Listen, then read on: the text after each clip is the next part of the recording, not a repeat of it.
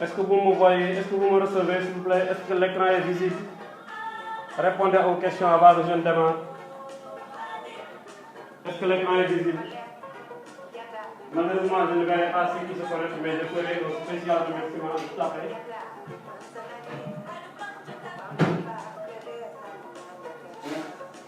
Est-ce que c'est visible? Vos réponses? Merci Bibamba, merci, merci. Merci, Mamie Chkopodou.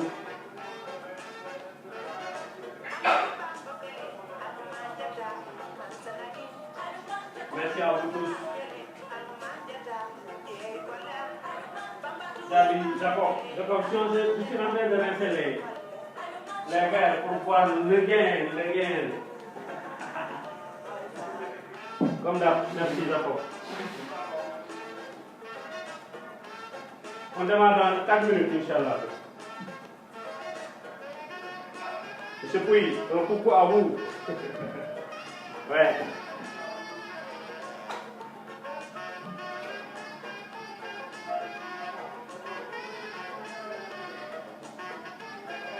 Merci Amadou Balé, merci Komalai. Bon, je n'ai pas oublié ça requête. Merci Hassan Sakho. Hassan le grand marketeur. On va commencer dans quelques secondes, dans 3 minutes. Aujourd'hui, vous ne verrez pas mon visage. J'en profite. Vous verrez les marqueurs.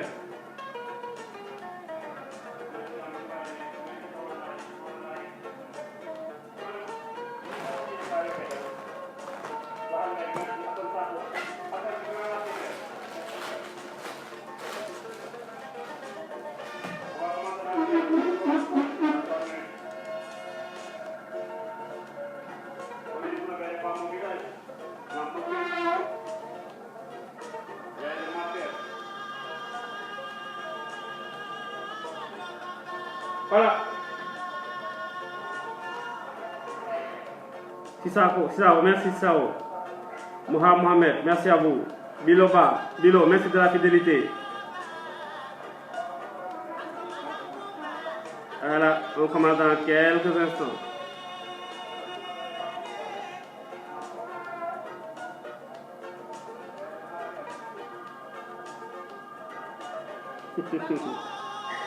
L'homme de Kolda, merci. À tous les Sarés de Kolda, Saré Moussa, jusqu'à Saré Laïbamba.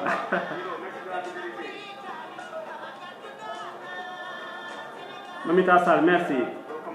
Bonsoir, Mordio. Dekhar, merci.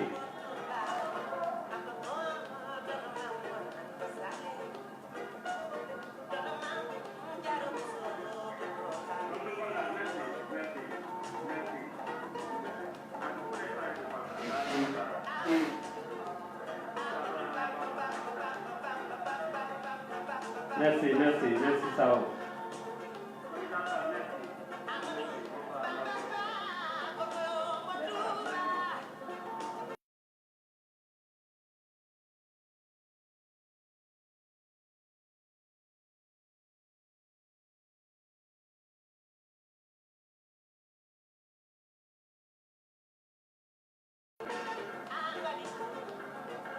Mohamed Yazid. Merci Mohamed. Gomez Ngom. Alutin. Calisto Lopez Tavares. Calisto, je me prépare. Je suis en route. Il sera Bissau dans quelques jours, Inch'Allah.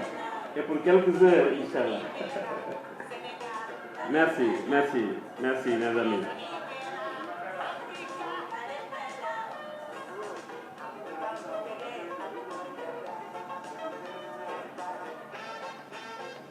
Merci, César. Merci. Calisto.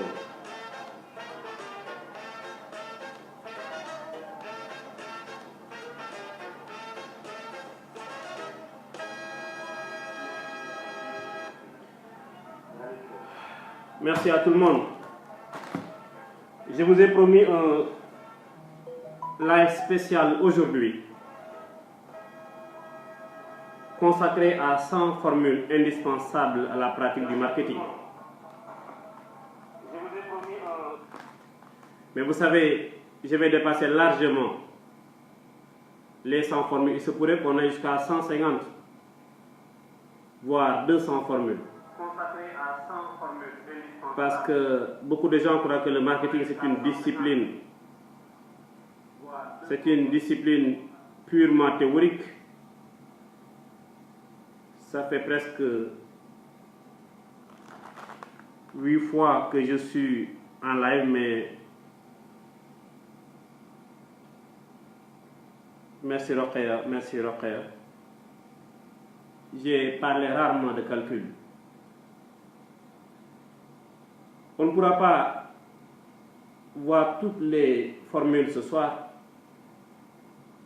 On fait une première partie. Juste après la première partie, étant donné que je ne pourrai pas voir vos commentaires, ni remercier les gens qui se connectent comme j'ai l'habitude de le faire, juste après les 50 premières formules, on fait un break.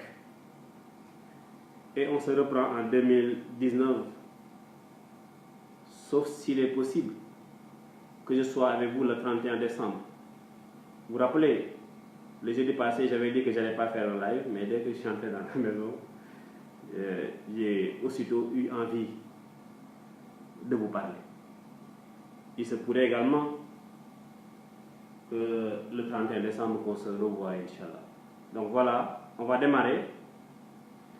On va démarrer dans 1 minute. Dans 1 minute.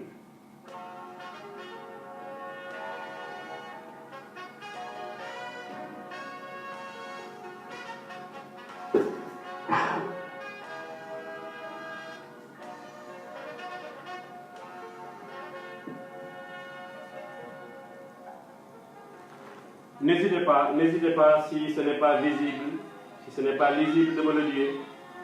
J'espère que vous voyez tout le tableau. Hein? Tout le tableau est visible, j'espère.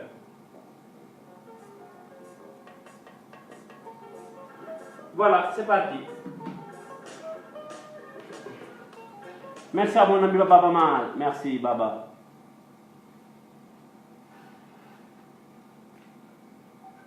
Nous allons voir beaucoup de formules, mais je préfère les organiser par thématique.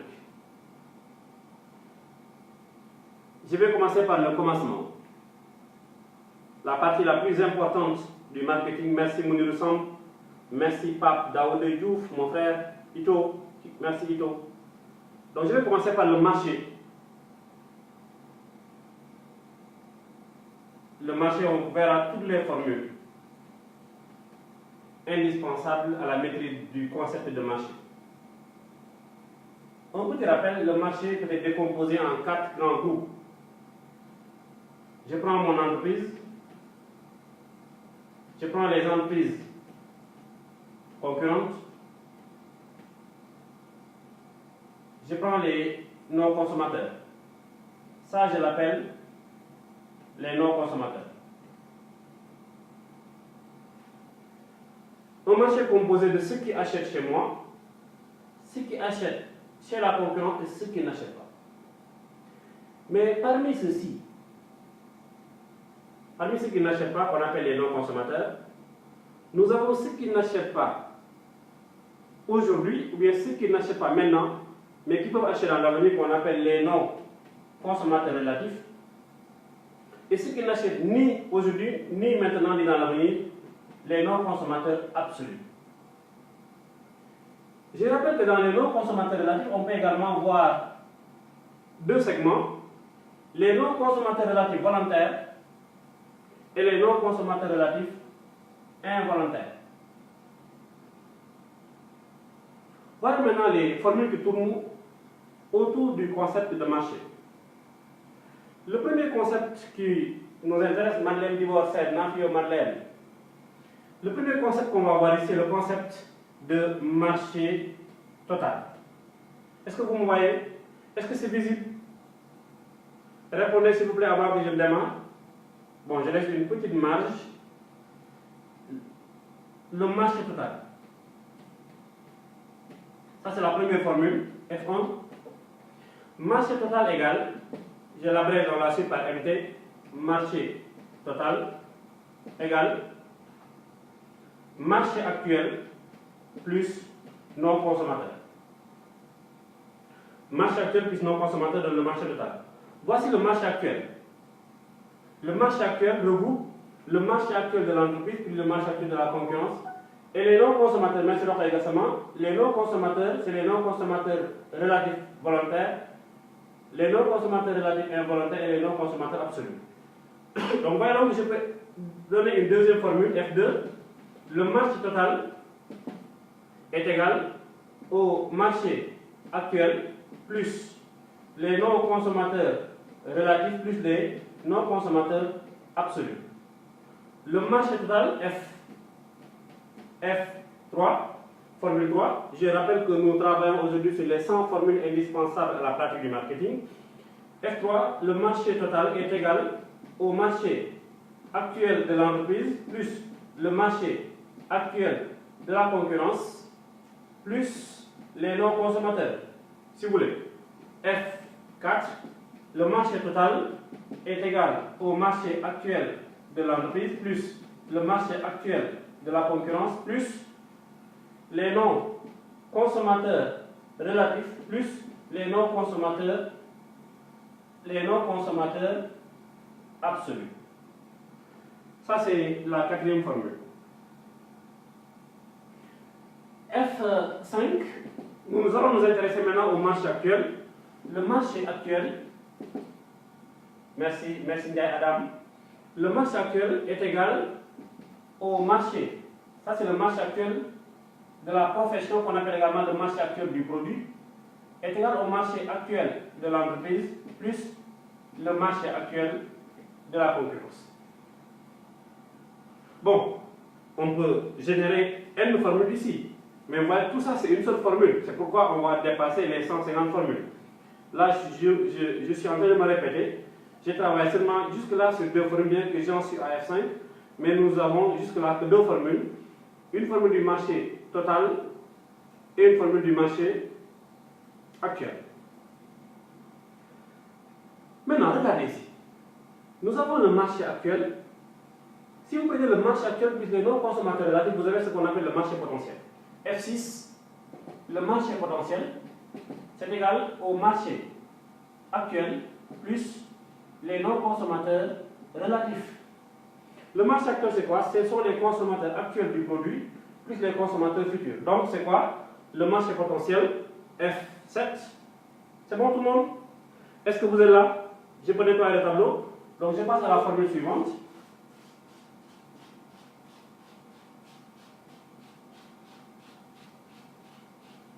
Jacob, vous êtes là, Jacob? F7, F8, F9 pour gagner du temps. F7. Je suis au marché potentiel. Je disais que le marché potentiel regroupe le marché actuel et les non-consommateurs relatifs. Étant donné que le marché actuel du produit, ici, je précise, est égal au marché actuel de l'entreprise plus le marché actuel de la concurrence, je peux dire que le marché potentiel est égal au marché actuel de l'entreprise plus le marché actuel de la concurrence plus les non-consommateurs relatifs. Noumé, merci Noumé. F8.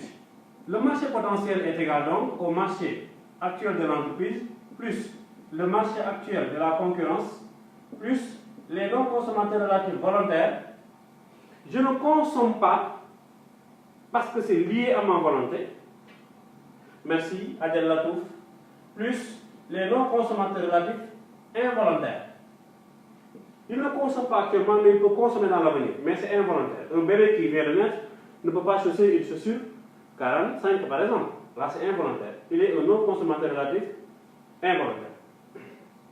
Donc, nous avons le marché potentiel qui est égal au marché actuel de l'entreprise, plus le marché actuel de la concurrence, plus les non-consommateurs relatifs volontaires, plus les non-consommateurs relatifs involontaires.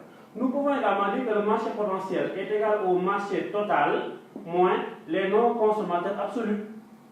Si nous prenons le marché total moins les non-consommateurs absolus, nous avons ce qu'on appelle le marché potentiel. Voilà F9. J'enchaîne. En regardant mes anciennes vidéos, j'ai fait comme Pékin en là. Des fois, j'ai envie de ne pas le faire, mais je suis enrhumé. Style Irlandais. F10. F10. F11. F12. Voilà. En bas, ce ne sera pas lisible, j'espère. Pour la formule 10, maintenant je vais voir ce qu'on appelle le concept de taux de pénétration. Le taux de pénétration. Qu'est-ce qu'on appelle le taux de pénétration d'un marché? Pour avoir le taux de pénétration, vous prenez le marché actuel du produit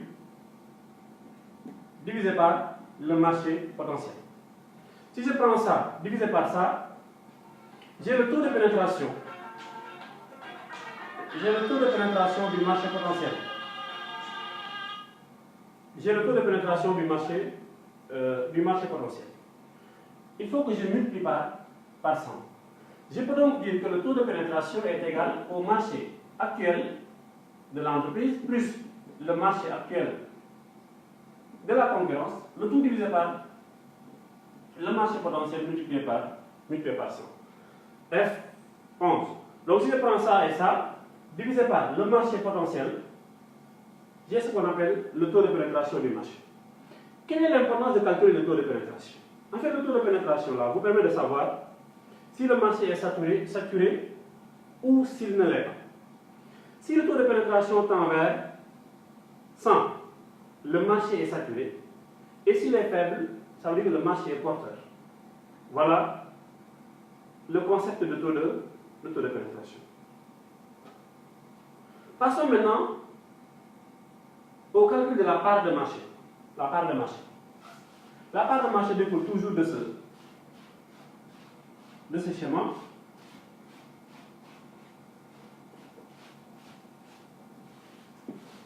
Et là, je peux calculer. Je vous avais dit que ça, c'est le marché actuel du produit. Pourquoi du produit? Mes concurrents et moi, nous vendons le même produit. C'est la raison pour laquelle les deux rectangles là réunis constituent le marché actuel du produit. Comment on calcule la part de marché de mon entreprise? La part de marché de l'entreprise est égale au marché actuel de l'entreprise divisé par le marché actuel du produit. C'est à F combien? J'ai oublié, F11 je crois, F12. F12 maintenant, F13. Formule 13, je peux déterminer la part de marché des concurrents. Des concurrents, c'est égal au marché actuel de la concurrence divisé par le marché actuel du produit. On verra les formules autrement. Regardez, mes concurrents et moi, voici ce que nous vendons. Si je prends mes ventes que je divise par les ventes totales du marché, je fais ce qu'on appelle la part de marché de l'entreprise. Et la part de marché des concurrents, pour l'obtenir, vous prenez les ventes de l'entreprise, les ventes des concurrents, divisé par le marché actuel du produit. Merci Diaré Touba, merci Ngobdel. Voilà la formule F13. F13. Donc nous avons déterminé le taux de pénétration, nous avons déterminé le marché actuel, le marché total, le marché potentiel et les parts de marché. Donc pour avoir la part de marché, je rappelle qu'on peut calculer la part de marché de l'entreprise en divisant le marché de l'entreprise, le marché actuel de l'entreprise par le marché actuel du produit. Et pour avoir la part de marché des concurrents, nous pouvons prendre le marché actuel de la concurrence divisé par le marché actuel du produit. Merci Nabas Sempa, merci Diaré Touba, merci à vous tous d'être là. Est-ce que c'est clair? Deux réponses avant que je ne continue. Si ce n'est pas clair, dites-le moi pour que je m'arrête un instant. J'attends la réponse. Vous qui êtes là, Naba, Adel Latouf, Ndoumbe Gueye Sek, Ousmane Ngom, Diaré Touba, Diloba, Marie Dibor, Daouda, est-ce que vous me recevez? Est-ce que c'est clair? Je n'attends que vous pour continuer. Jacob.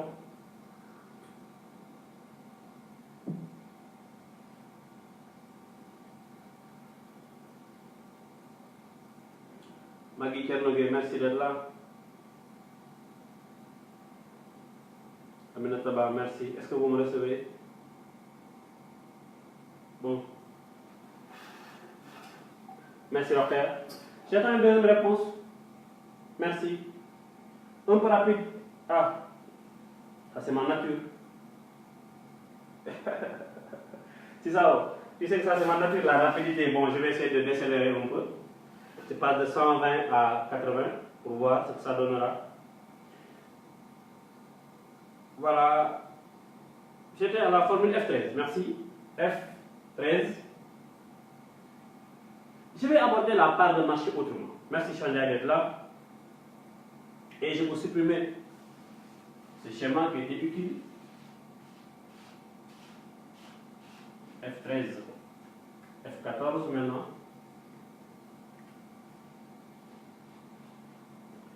Suivez tout le monde. Je suis sur un marché avec des concurrents. L'entreprise SEC, l'entreprise Diao, l'entreprise Gay, Magui, de Megay, voilà, mes concurrents. Pape Grama Senghor, merci Pape, depuis Korak. Comment on calcule maintenant la part de marché? Nous tous, nous sommes sur le même marché. Ça, ce sont nos ventes totales. Et chacun d'entre nous a ses ventes. Vente de Gay, vente de Diao et vente de Sec. J'ai réduit le rythme. Là, tu me dis que c'est un peu rapide, de même que c'est ça. Merci. Comment on calcule la part de marché? Je rappelle que la part de marché, c'est quoi? Ce sont les ventes d'une marque qu'on divise par les ventes de son marché. Si vous prenez les ventes d'une entreprise divisées par les ventes de son marché, vous obtenez ce qu'on appelle la part de marché. Mais la part de marché, on peut la calculer soit en volume, soit en valeur. Si vous prenez les ventes en volume de l'entreprise divisées par les ventes totales du marché en volume, vous obtenez ce qu'on appelle part de marché volume. Et pour avoir la part de marché valeur, vous prenez les ventes en valeur, c'est-à-dire en unité monétaire de la marque, du produit ou de l'entreprise, que vous divisez par les ventes en valeur du marché. Allons-y. La part de marché, je l'abrège. Part de marché est égale à vente de l'entreprise, les ventes de l'entreprise, divisé par les ventes de son marché multiplié par 100. Si vous prenez les ventes de l'entreprise divisées par les ventes de son marché, vous obtenez la part de marché volume. F15, F16, F17, F18. Merci à vous qui êtes là, cher. Merci, Padre Senghor. La part de marché maintenant. Je peux déterminer une part de marché volume. La part de marché volume, pour l'obtenir, vous prenez les ventes de l'entreprise en volume, les ventes de l'entreprise en volume, ou bien les ventes de la marque en volume, ou bien les ventes du produit en volume, que vous divisez par les ventes du marché en volume. Les ventes de Kirène en volume divisé par les ventes en eau du marché en volume, vous obtenez ce qu'on appelle la part de marché volume, on multiplie par 100. Pour avoir maintenant la part de marché valeur. La part de marché valeur, si ça aussi c'est rapide, vous me dites, je peux toujours, merci, cher. Pour avoir la part de marché valeur, je prends le chiffre d'affaires ou bien les ventes, procédant la même logique, les ventes en valeur de l'entreprise divisé par les ventes en valeur du marché que je multiplie par 100. Merci là, c'est gratuit, c'est pour vous. La part de marché en valeur, ce sont les ventes en valeur du marché divisé par, sont les ventes en valeur de l'entreprise divisé par les ventes en valeur du marché. Alors que la part de marché en volume, merci. La part de marché en valeur, en volume, la part de marché en volume sont les quantités vendues par l'entreprise divisé par les quantités vendues par l'ensemble des entreprises de la même branche. La part de marché en valeur, c'est le chiffre d'affaires de l'entreprise divisé par le chiffre d'affaires total de sa branche multiplié par 100. Part de marché volume, part de marché valeur. Je rappelle que la part de marché, merci, Ibrahim Senghor, merci. Je disais que, en haut, je vous ai déjà donné une formule deux formules de la part de marché. La part de marché valeur, c'est le marché actuel de l'entreprise divisé par le marché actuel du produit. Donc si le marché actuel du produit est en volume, vous prenez le marché actuel en volume du produit, divisé par le marché actuel du produit de la excusez-moi. La part de marché volume est égale au marché du produit en volume ou de l'entreprise divisé par le marché de sa profession en volume. Merci Sarah. Et pour avoir la part de marché des concurrents, même chose, vous prenez les ventes des concurrents que vous divisez par le marché actuel du produit en valeur. Part de marché volume, part de marché valeur. La formule F6, c'est donc les ventes en valeur. Les ventes en valeur, c'est ce qu'on appelle le chiffre d'affaires. Pour avoir le chiffre d'affaires, vous prenez les quantités vendues par la marque que vous multipliez par le prix unitaire. Je vends des éponges, 5 éponges vendues à 100 francs, ça me donne 5 fois 100 francs. Donc là, j'ai le chiffre d'affaires. Le chiffre d'affaires. Je passe maintenant à la part de marché relative. La part de marché relative, pour comprendre le concept de part de marché relative, il faut d'abord qu'on revienne sur le 18. Les différentes entreprises qui sont sur le marché.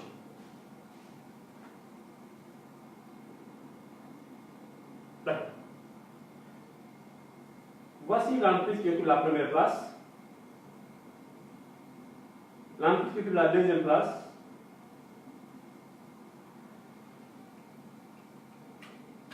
voilà. Et l'entreprise qui occupe la 3. Ça là, merci, cher Moussa, c'est la galaxie pour merci à vous.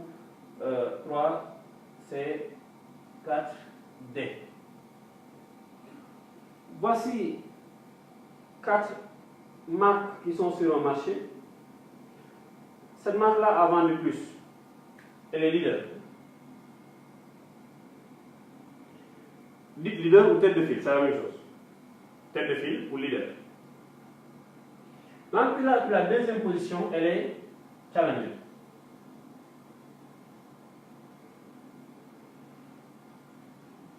Le challenger est appelé également suivant immédiat. Fatoumata Bintou Diallo, merci. Le challenger ou le prétendant ou dauphin, si vous voulez le suivant immédiat.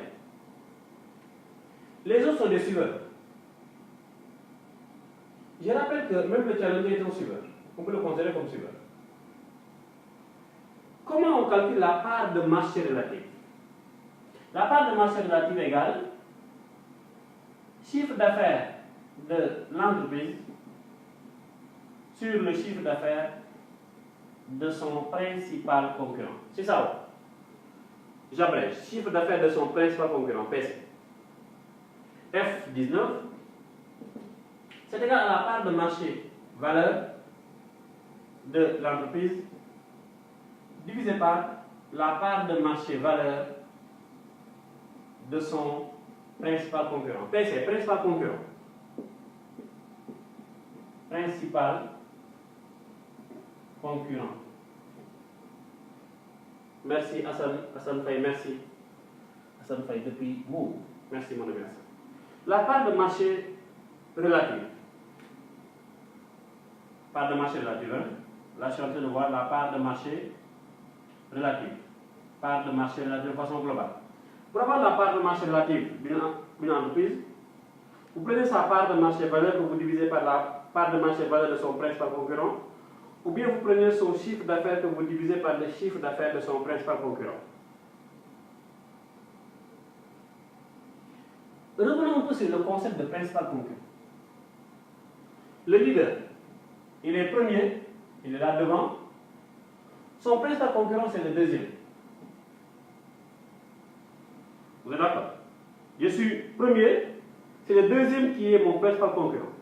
Réglons alors les formules F20, F21. F20, F21. La part de marché relative du leader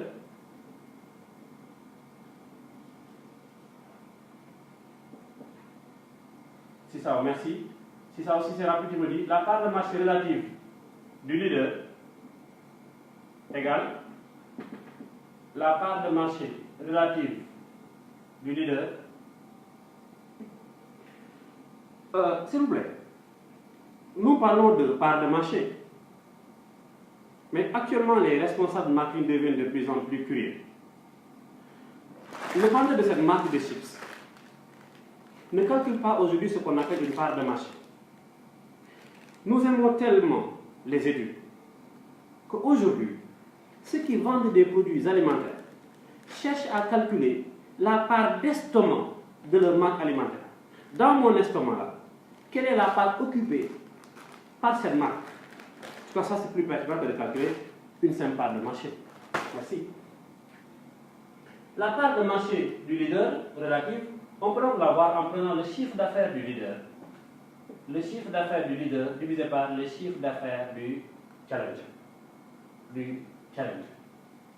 On peut également l'avoir en prenant la part de marché valeur du leader divisé par la part de marché valeur du challenger. Donc pour avoir la part de marché, Hassan, merci. Merci Hassan.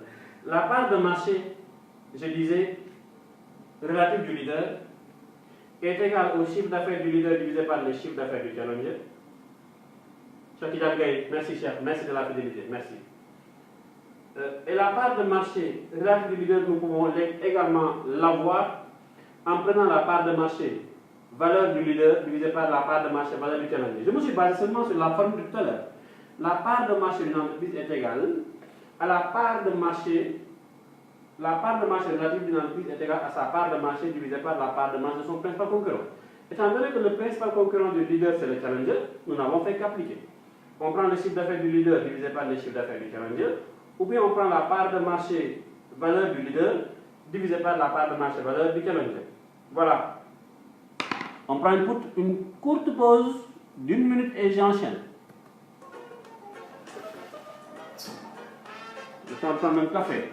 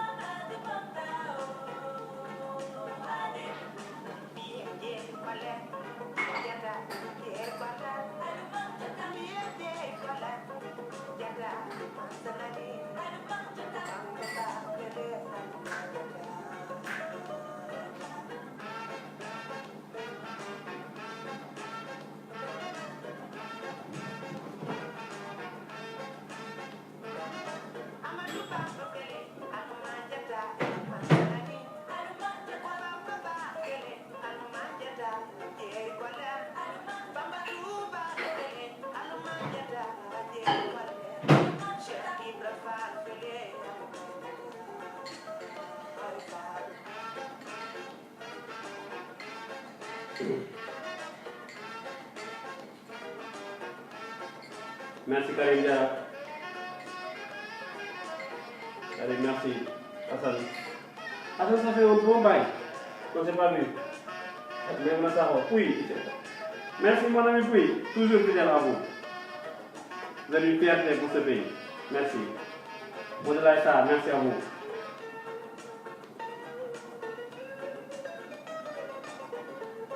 Karim, merci Karim. J'enchaîne, on était en train de voir la part de marché. Merci Baba. Je disais que le leader, son principal concurrent, c'est le challenger. Qui est le principal concurrent du challenger? C'est le leader. Donc nous allons générer les formules F22, F23.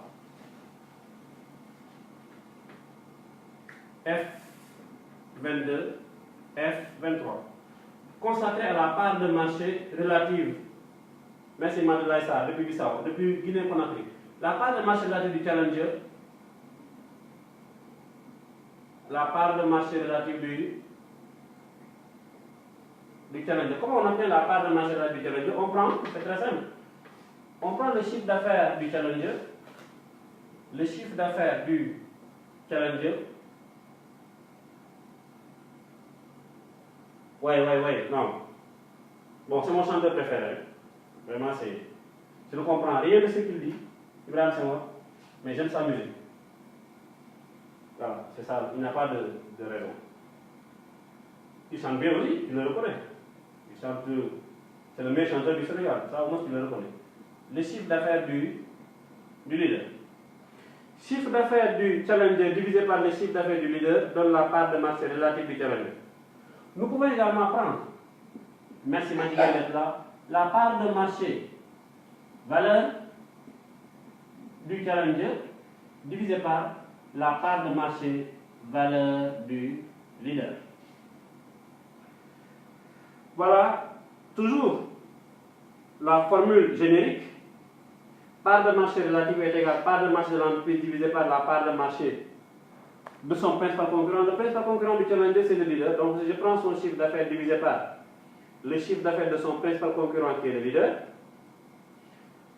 Ou bien je prends la part de marché valeur du challenger divisé par la part de marché valeur du leader. Voilà. Voilà. F22, F23. C'est bon tout le monde? Mais si vous avez fait une remarque, tout à l'heure j'ai dit que, en calculant le chiffre d'affaires, en calculant la part de marché relative du leader, j'ai dit que la part de marché relative du leader est égale au chiffre d'affaires du leader sur le chiffre d'affaires du challenger. J'ai également dit que la part de marché relative du leader est égale à la part de marché valeur du leader sur la part de marché du challenger. Mais attendez, les deux formules-là ne sont que l'inverse des deux formules que je venais de donner tout à l'heure. Donc j'en déduis F24 et F25.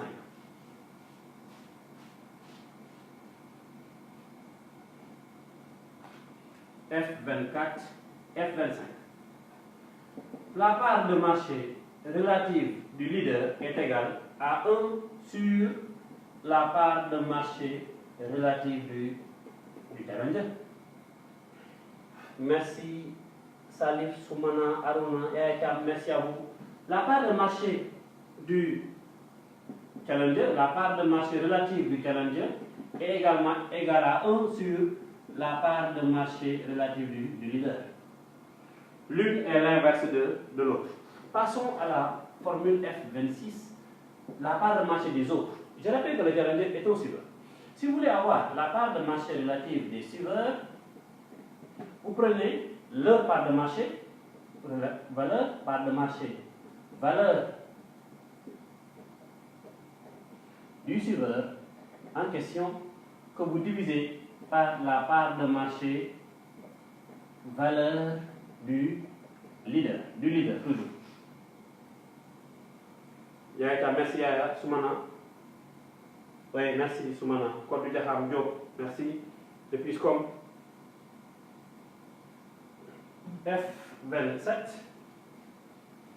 Je rappelle qu'aujourd'hui, je règle seulement les 50 premières formules et les autres, on les verra dans d'autres séances.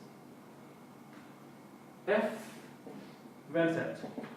Pour avoir la part de marché relative du suiveur, on peut également prendre le chiffre d'affaires du suiveur en question qu'on divise par le chiffre d'affaires du leader.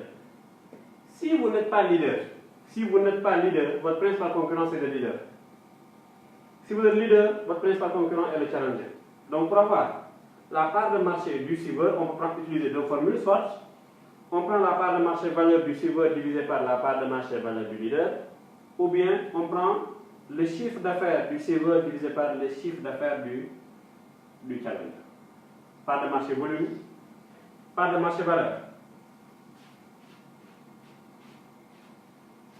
C'est clair? Si ça c'est pas trop rapide. Adèle, c'est pas trop rapide. Ibrahim, c'est bon? Est-ce que le rythme vous va? Deux réponses avant que je ne continue.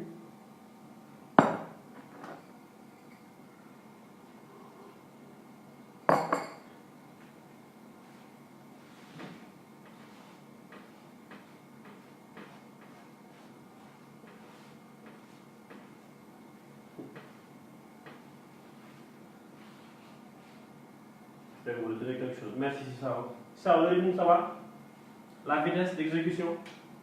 Est-ce que la vitesse de transmission n'est pas trop rapide par rapport à votre vitesse de réception? Merci, Ibrahim, merci. J'étais à la formule F27, je crois. Des fois, je ne sais plus. F28. F29, F30.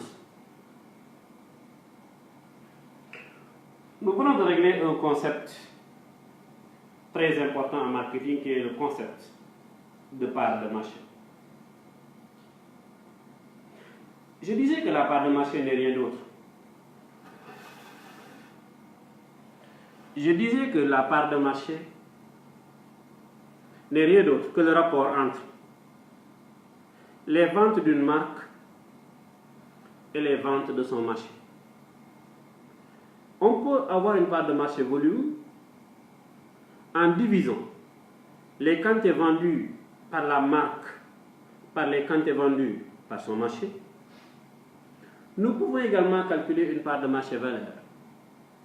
La part de marché valeur représente le rapport entre les ventes en valeur de la marque, du produit ou de l'entreprise et les ventes en valeur de son marché. Si vous avez ces deux grandeurs, part de marché volume et part de marché valeur, vous pouvez savoir qui vend sur ce marché moins cher et qui vend plus cher. Il suffit seulement de faire une comparaison entre la part de marché volume et la part de marché valeur.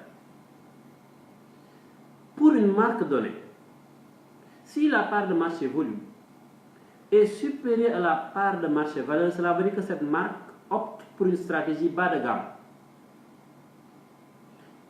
Elle fait partie des marques qui vendent moins cher sur ce marché.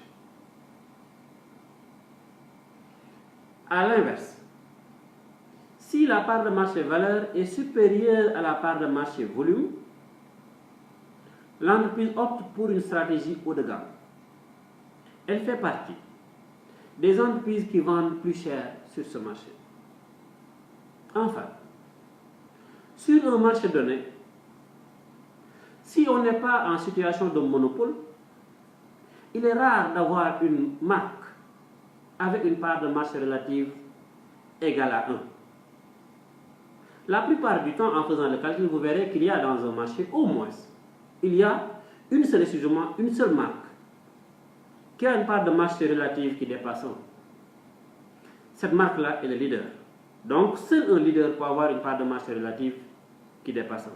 On continue. Merci Sisao, merci Soukelina Ndiaye, fantastique Fanta. Merci, fantastique Fanta depuis Thiès. Oui, Biloba. C'est par rapport à l'unité monétaire, en francs CFA, en euros, en dollars, etc. J'étais sur la part de marché volume et la part de marché valeur. Sidi Boyan, merci Sidi Boyan. Je passe maintenant à la distribution. On avait travaillé la semaine passée sur la distribution. On va voir deux concepts, distribution numérique et distribution valeur. Distribution numérique, distribution valeur et demande pure.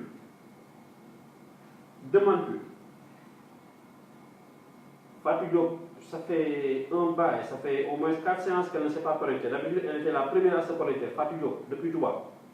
Je ne la vois plus. Je ne sais pas ce qui se passe, Fatou. Je pense aussi à mes clients, à ceux qui se connectent. Je m'intéresse à ceux qui se connectent et à ceux qui ne se connectent plus. Pour calculer mon taux de déconnexion et mon taux de reconnexion. On verra ça en marketing digital. La distribution numérique et la distribution valeur. En fait, la distribution numérique, ne soyons pas compliqués, c'est le taux de présence.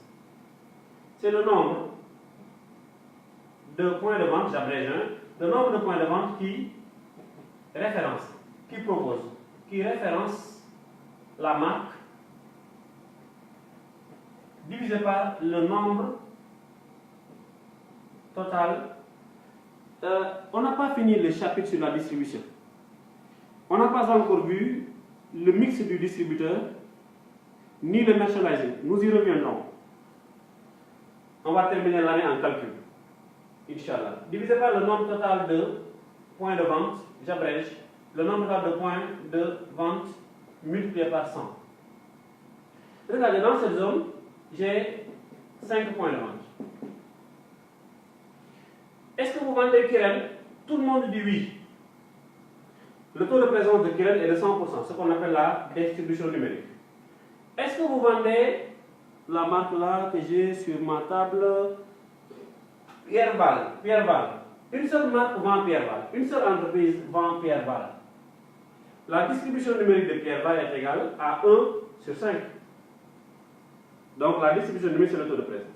Maintenant, si nous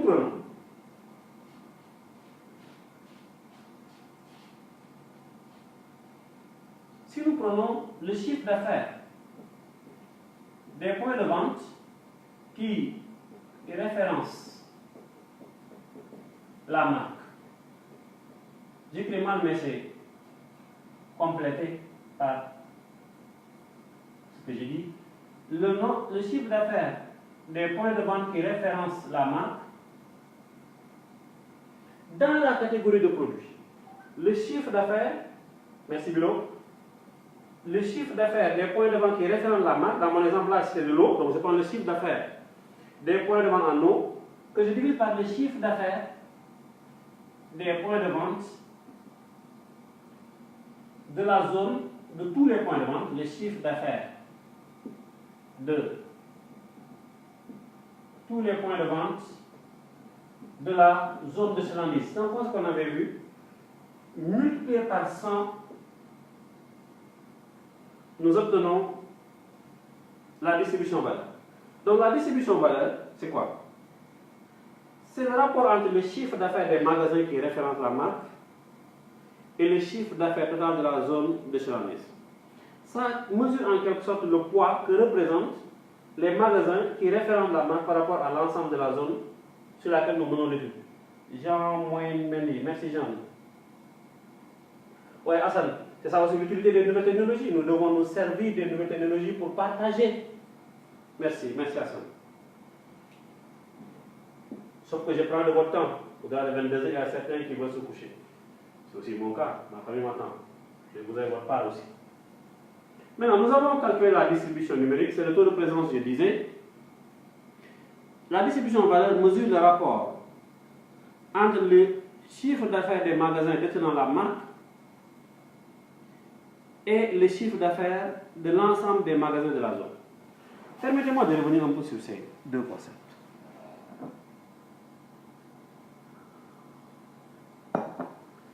Si vous prenez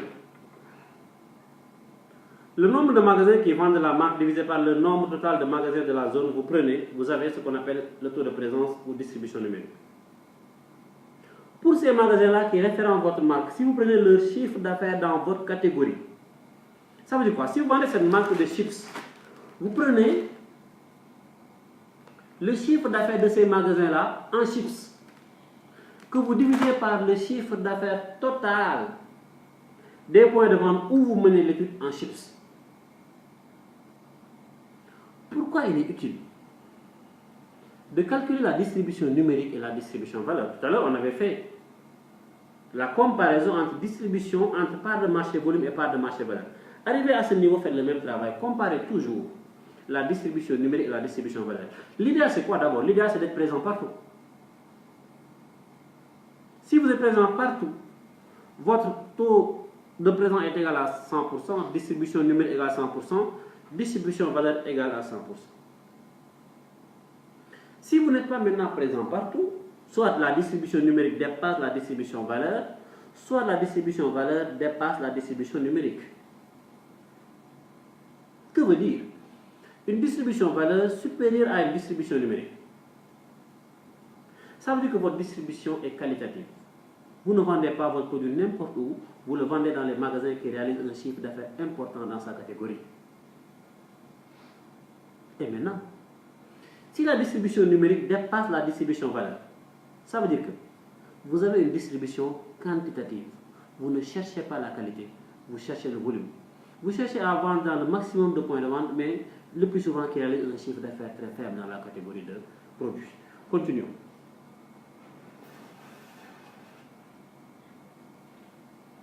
Fayde Soli, merci Oulissa, Pape Mamay, Djoko, Maoumou Fall, depuis Thiès, merci Maoumou d'être là. Merci Bala. mon frère. Qu'est-ce qu'on appelle la demande pure? La demande pure est égale à la part de marché valeur qu'on avait vue en haut, divisé par la distribution valeur qu'on vient de voir. C'est la proportion des ventes en valeur d'une marque par rapport aux ventes, toutes marques confondues, des points de vente où la marque est référencée. Voilà la part de marché valeur. C'est la part de marché valeur divisée par la distribution valeur. Donc c'est le chiffre d'affaires, la demande pure, c'est le chiffre d'affaires de la marque divisé par le chiffre d'affaires des points de vente qui... Jacob, merci mon frère. Mort, merci Mort.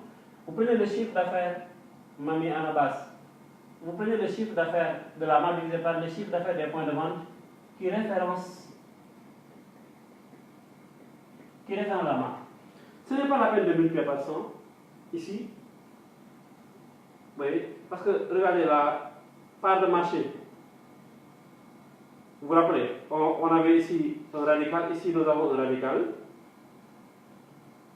En effaçant les deux, vous tombez sur ça, ce n'est plus la peine de l'essence se simplifier. Merci Faïdi. Je crois encore là. Billet. Contenante Faïdi Soli. Contenante. F30. Je rappelle que je suis toujours sur le marché.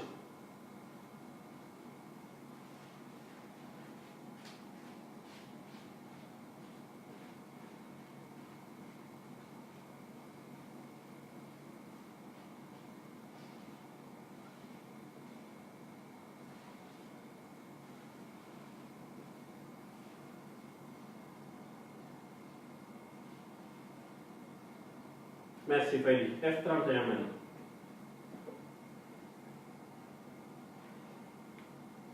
Le taux de fidélité. Le taux de fidélité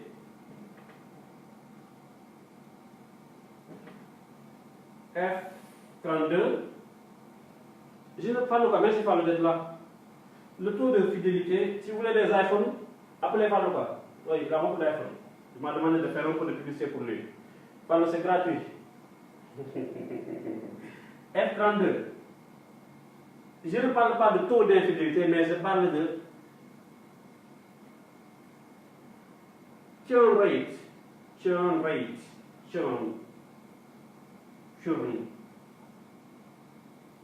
Oui, le taux d'attrition, voilà. Le taux de perte de clientèle, churn rate. Je ne parle pas de taux d'infidélité. Le taux d'évasion.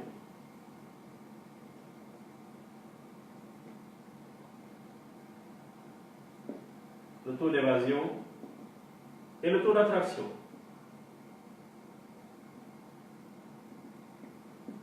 F33, F34. Le taux de fidélité, c'est le nombre de clients fidèles divisé par le nombre de clients total. Le nombre de clients fidèles divisé par le nombre total de clients. Total de clients.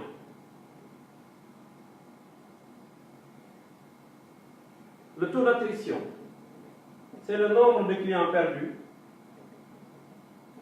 Par exemple, une seconde. Pardon, j'ai fait un live qui m'appelle. Pardon, j'ai refusé ton appel. Je te fais une pub qui appelle. C'est du travail. F32, le taux d'attrition, je ne ferai plus de pub pour toi, pardon, c'est fini. Le F32, c'est le taux d'attrition, le nombre de clients perdus. Je crois que vous calculez votre taux d'attrition. Faites tout pour le réduire. Nombre de clients perdus. En passant, c'est bon, j'ai perdu beaucoup de temps dans votre banque. Bissis Almadi. On n'était pas nombreux. Mais on nous dit toujours réseau. Mais réglez votre réseau. Bref. C'est important pour le client. Nombre de clients perdu divisé par le nombre total de clients.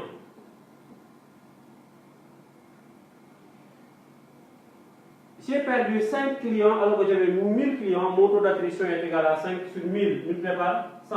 Multiplié par 100 les taux d'attrition. Le taux d'évasion, je l'ai déjà expliqué.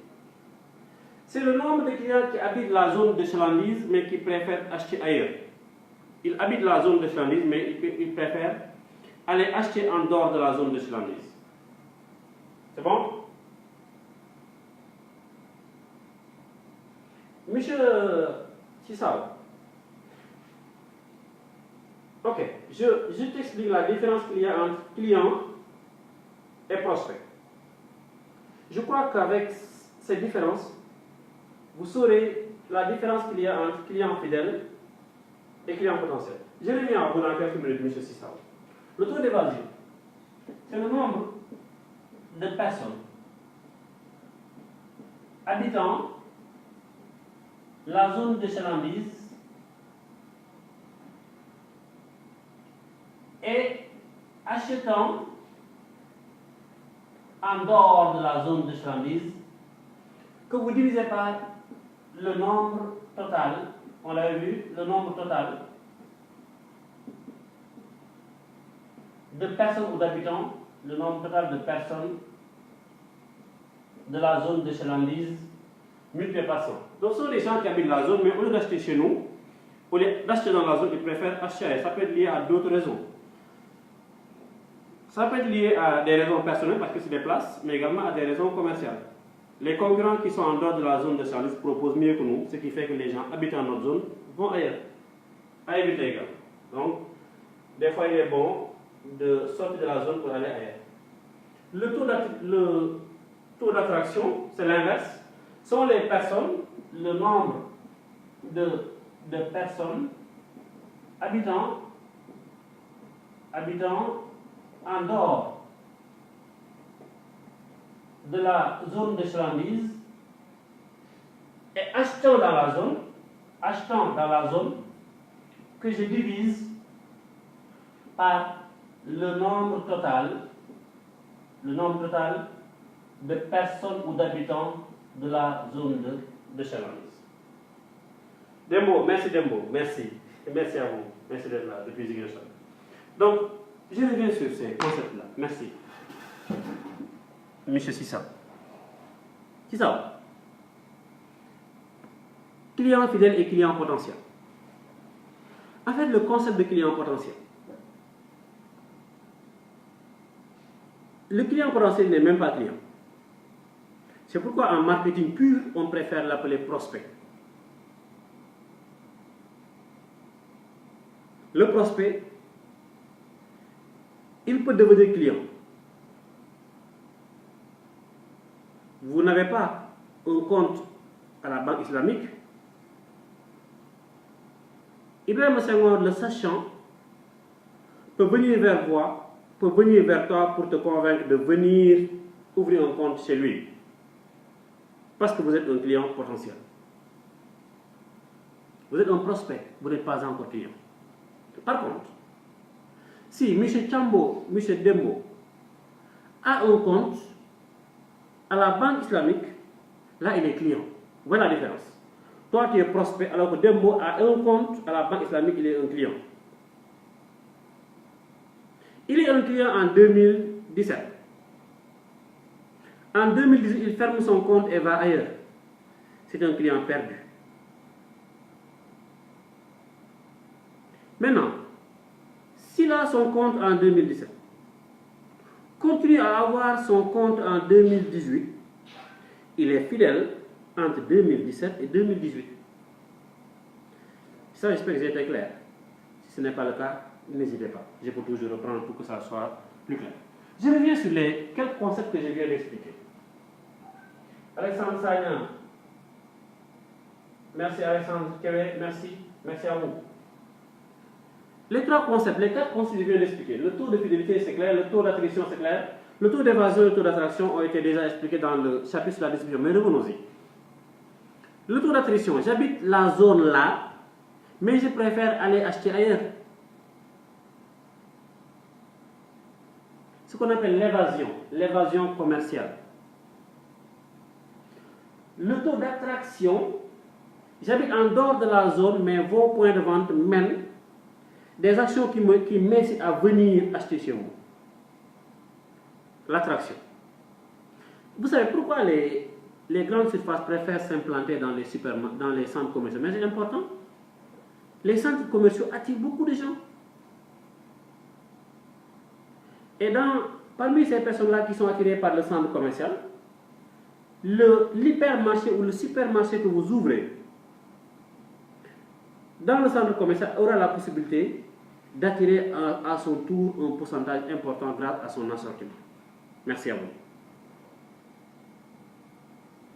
Merci Jacob. Jacob Sissao, dont je parle, fut un ancien étudiant de l'ISM Ziguinchor. Actuellement, il continue ses études au Maroc. J'espère qu'il était dans la même promotion que Dembo ou bien la promotion avant Dembo, juste avant Dembo, mais ça ne doit pas être éloigné. Donc j'étais autour d'attrition, d'évasion. Voilà, F35.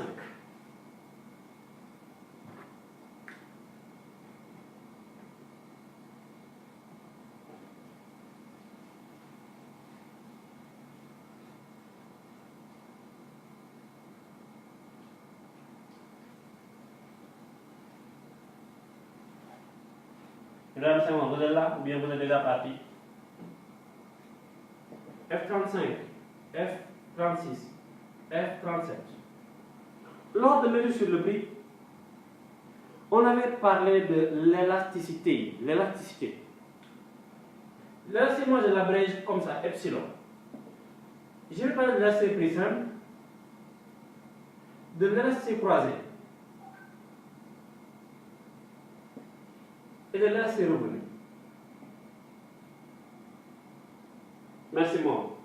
L'élasticité prisme, c'est égal au pourcentage de variation du prix, on va aller plus vite. Pourcentage de variation du prix, delta de Q, est égal au pourcentage de variation des quantités, delta de Q sur Q, divisé par delta de P sur P. C'est égal à delta de Q sur Q, multiplié par P sur delta de P, c'est égal à delta de Q sur delta de P, que multiplie P sur Q. Là, c'est rien d'autre que le pourcentage de variation des quantités sur le pourcentage de variation du prix. Il mesure la variation des quantités demandées sur la modification du prix, toutes choses étant égales, pareil. J'avais déjà expliqué tout ce concept-là dans le chapitre sur le prix. Ah, merci Sao, merci, je viens de l'apprendre. Jacob, Sao vit maintenant en Espagne. Merci. Gracias. Sao. Ok. Là, c'est croisé. Maintenant, ici, on va croiser deux biens. Nous avons le tableau et le marqueur. Comment vont varier les quantités de marqueurs suite à une modification du prix des effaceurs? Ça nous permet de voir s'il y a un lien entre un bien X et un bien Y. On prend le pourcentage delta de Q sur Q du bien X divisé par le delta de P sur P du bien Y. Donc si on fait le même travail, on aura delta de Qx sur delta de Py multiplié par Py sur Qx. Je vais revenir sur l'interprétation de ce concept. Nous avons aussi de l'élasticité revenue qui mesure le pourcentage de variation des quantités suite à la modification du revenu. C'est égal à delta de Q sur delta de R que multiplie R sur Q. Merci ça. L'élasticité croisée entre deux biens mesure le pourcentage de variation des quantités d'un bien X sur la modification du prix du bien Y. C'est très important pour nous en marketing. La connaissance de l'élasticité croisée nous permet de savoir si les biens sont complémentaires ou s'ils sont substituables. Si l'élasticité croisée entre deux biens X et Y est négative, ça veut dire que les deux biens sont complémentaires. Le chocolat et le pain, par exemple, sont des biens complémentaires. Lorsqu'on baisse le prix du pain, le plus souvent les quantités commandées en chocolat pourraient augmenter. Parce que les gens consomment beaucoup de pain et donc beaucoup de chocolat. Merci. Là, c'est revenu. Mesure le pourcentage de variation des quantités. Excusez-moi. Si l'élasticité maintenant est positive, si l'élasticité croisée entre le bien X et le bien Y est positive, ça veut dire que les deux biens sont substituables. L'un peut remplacer l'autre. L'élasticité revenu mesure le pourcentage de variation des quantités sur la modification du revenu. Lorsque le revenu d'un individu augmente, il réduit le plus souvent sa consommation en biens bas de gamme et augmente sa consommation en biens haut de gamme. Si l'élasticité revenu d'un bien est positif, le bien est dit supérieur, et si l'élasticité est négative, le bien est inférieur. Ça veut dire que si le revenu augmente, on réduit la consommation de ces biens inférieurs. A tout à l'heure. J'espère que vous êtes là. Ouais. Vous savez, j'ai une stratégie par rapport aux gens qui se connectent et disparaissent, qui attendent demain pour suivre les vidéos. Rien ne m'empêche de supprimer toutes les vidéos après mon live. Ce n'est pas ce qui est recherché. F38. Vous pouvez toujours en profiter après, jusqu'en fin 2018. L'année prochaine, maintenant, on va changer de stratégie pour inciter tout le monde à être là. F38.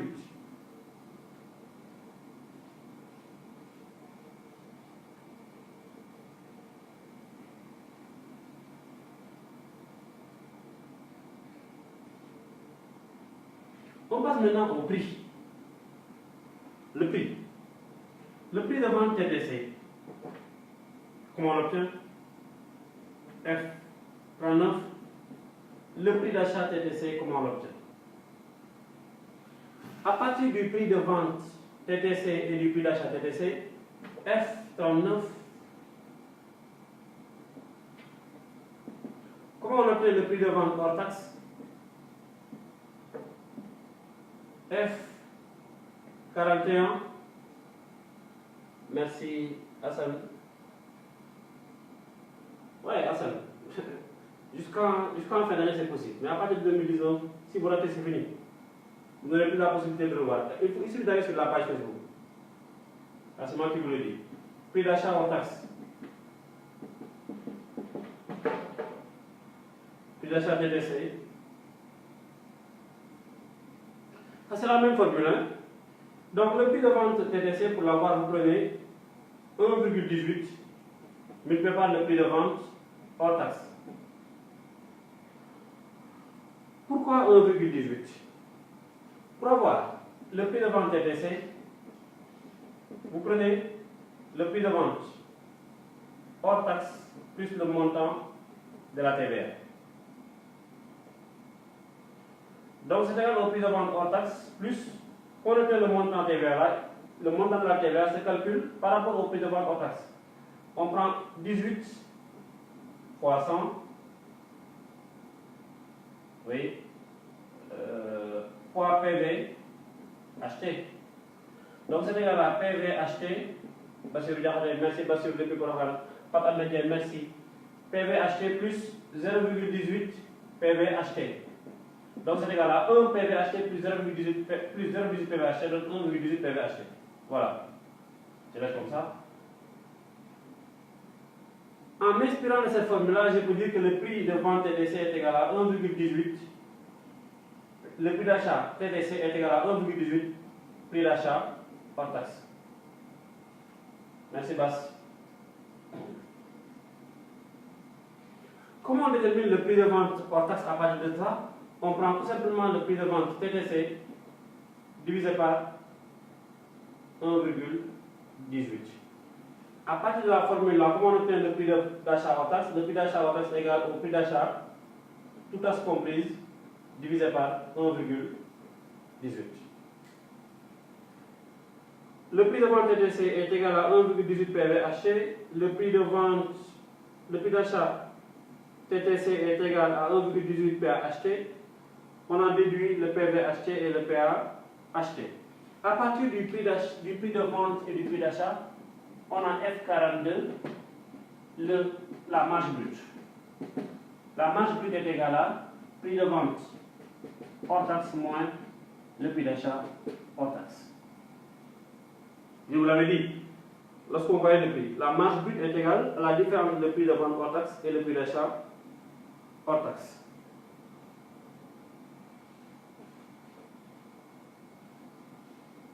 C'est bon, le résumé est bon? Hassan, asseyez-vous. F43, F44. Nous connaissons la marge brute. Rappelez-vous. La fois passée, je vous avais dit que lorsque vous achetez un produit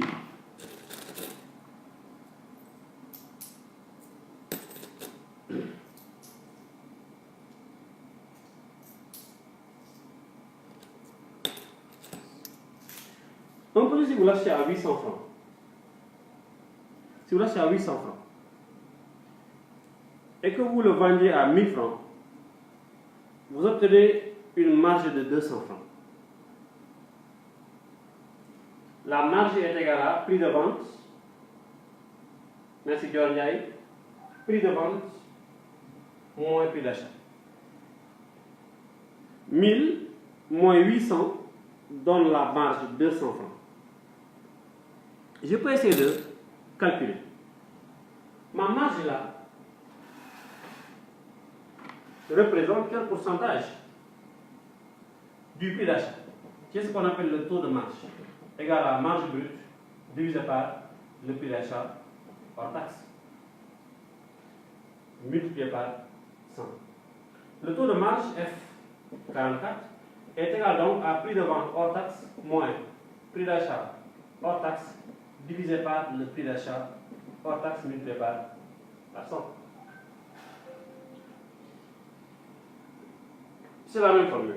Donc j'ai pris la marge brute divisée par le prix d'achat, mais la marge là est égale au prix de vente moins le prix d'achat divisé par le prix d'achat multiplié par 100. Donc j'ai les 200 là divisé par 800 qui me donne le taux de marge. 1000 moins 800 donne 200, divisé par 800 donne toujours le taux de marge.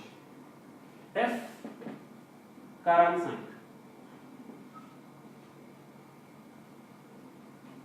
F46.